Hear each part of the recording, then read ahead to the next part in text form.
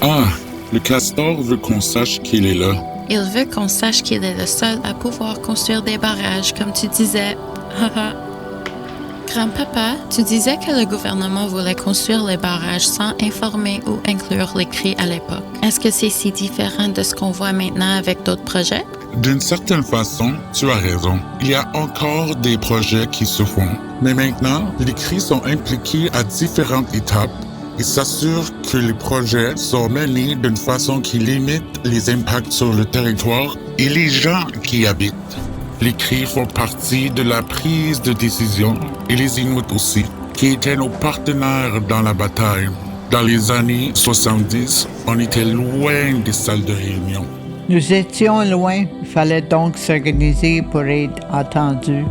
On assumait que la plupart des CRI étaient contre le projet, mais on ne pouvait pas deviner ce qu'ils pensaient les autres et qu'est-ce qu'ils voulaient faire pour montrer leur opposition. Rappelle-toi, ça se passait il y a plus de 50 ans. Pas d'Internet, pas de téléphone, pas de route. Les gens utilisaient la radio en cours pour communiquer, en espérant que quelqu'un écoutait. Voler était la seule option pour se réunir rapidement. Alors, les hydravions Sea Otter ont volé plus que les oies au printemps. Wow, ça devait être intense. Mais comment est-ce que les CRI pouvaient organiser leur réponse? Je veux dire, ils vivaient dans la forêt dans ce temps-là, non?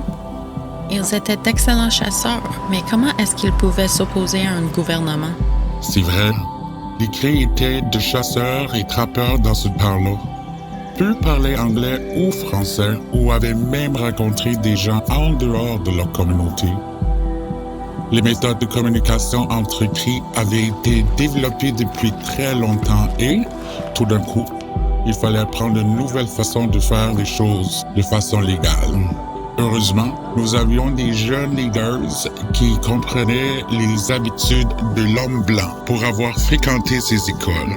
Certains d'entre eux ont écrit aux journaux, invité les journalistes à visiter le territoire et organisé des événements pour que tout le monde soit au courant que les CRI n'avaient pas été consultés avant que le projet soit annoncé.